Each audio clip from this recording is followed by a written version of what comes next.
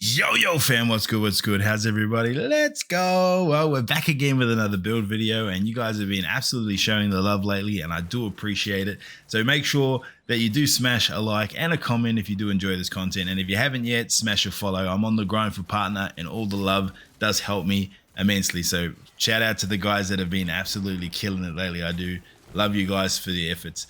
Now, the build itself is not a new build. I've been using this build for a little while, but this season obviously changed a few mods and things like that. But it is my go-to Void Hunter build every time I run hard content. And the reason it is we're using Falcons, which is probably one of the best hunter exotics, specifically for Void. You can use Omnis as well, but Omnis is more for when you want to be constantly invisible and make your teammates invisible. So really good for the Avalon mission and stuff like that. But for this particular thing, I mean, all out assault is always a win, right? So this build is constantly going to give you Devour, which is, as you know, I love Devour. I think Devour is one of the best perks in the game. You've also always going to have volatile rounds up, and you're always going to be invisible. So invisible, always alive, and lots of volatile explosions. What's not to love about it, right? So, and you're also, the other part about it is you're also going to be able to spit out as many orbs as possible. You're probably always going to have the most orbs in your team, specifically with the way I've structured the loadout. So you're constantly going to give your teammates their abilities back as well. So Falcons, this is the exotic. Your void weapons gain volatile rounds after you emerge from being invisible. When you are invisible, if you do a finisher on an enemy, all of your weapons gain a bonus, and it's 35% damage. Now, it doesn't stack with things like Well and Bubble, but it does stack with your surges. So you're going to be able to output a hell of a lot more damage. So if you've got a little ad there, finish it, you'll do more damage to your champions and stuff. The other thing I really love about this build is it gives you versatility in your build, right? So because of volatile rounds, you can gain a barrier or anti-barrier rounds to any of your weapons that don't have an intrinsic perk or a perk from the mod from the artifact. You also are going to be able to stun champions, overload champions, like I just did them with my tether, which is huge. So it really gives you some good ideas for builds. Now I use the Shadow Shot Deadfall, and the reason I use that is I like to cluster the ads together.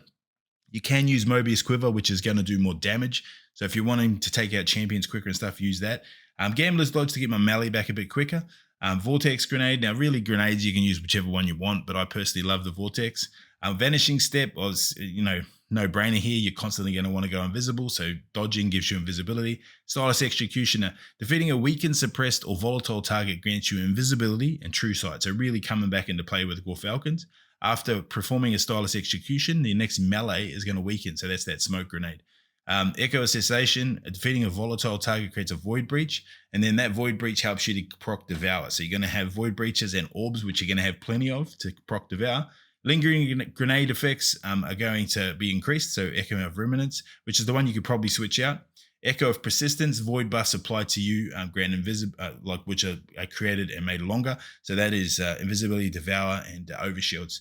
Now back into the actual mods themselves. Void Siphon is probably 100% a perk that you don't. There's no sort of negotiation there. You need Void Siphon. Heavy Ammo Finder if you're going to be using your heavy a lot, and I do stack an Ashes to Acid on there as well. Now the Void Siphon is important because you're going to use Void weapons a hell of a lot to create volatile, which is going to create more orbs. Now onto the arms, you've got Void Loader, obviously using a lot of Void weapons, and I have 2 stacks of firepower. Now, if you're wanting to, you can switch it out for Grenade Kickstart or Bolstering Detonation. Either way works, just depending on how you want to play it.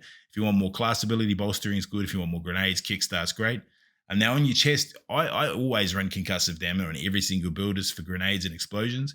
Otherwise, I run any form of, you can run whatever sort of damage resistance you want. Absolution, reducing all your ability cooldowns. Void Surge, because the current GM I was doing doesn't have any burns on it, so I use that. And an Innovation just to get those grenades back a bit quicker. On the Cloak, you've got Bomber, and that's because you're going to get your grenades back every time you dodge. Reaper, every time you dodge, the next kill is going to give you an orb. You can see where we're going there. And then Utility Kickstart, every time you dodge where you have armor charges up, you're going to gain your some more of your dodge back, or your ability back, your class ability back. So it's important. Focus on mobility and resilience, obviously those two being the highest importance. Discipline, obviously the next important. The rest really don't matter too much. Look at my recovery there. I would like to have had more than 8, but you really don't need it because the Devour is constant, and you're going to constantly just full health regeneration. Authorized mods, authorized void, it's important. Make sure you've got both of those on. Those are the ones that really matter. Volatile flow, obviously to help out every time you pick up an orb. Shadow orbs, you're going to create more orbs. Bricks from beyond, I'm using a hell of a lot of void weapons, so you're going to generate heavy for your teammates. Void weapon channeling.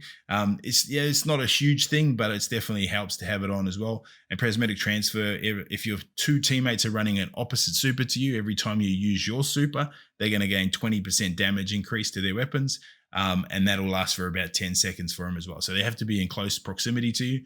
But that's going to stack in there for them as well. So a nice little bonus to it all as well. So just remember that. Now, once again, I love this build just for the way it controls the gameplay. Basically, you've got constant volatile, as I said. And if you see in this clip here, my two teammates die. We're doing the Glassway GM, and I'm able to sort of go straight into defense and go invisible. And I'm able to revive them, and that's the big thing. So you can see here the volatile rounds being able to proc the barrier, boom, instant invis.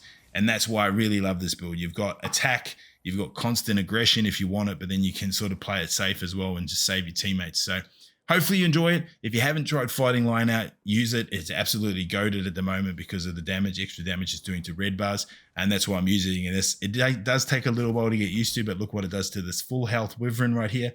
3 shots. And the Wyvern is dead. It might take me 4 actually, because I whiffed one, I think. But 4 shots, Wyvern's dead, nice and easy, and it really was painless. So give it a crack, see how you like it. But if you do like this content, make sure, guys, smash a like, make sure to smash a follow, and I will see you guys on the next one. Stay groovy, stay safe, as always. Deuces. Appreciate you guys. GG's. GG's.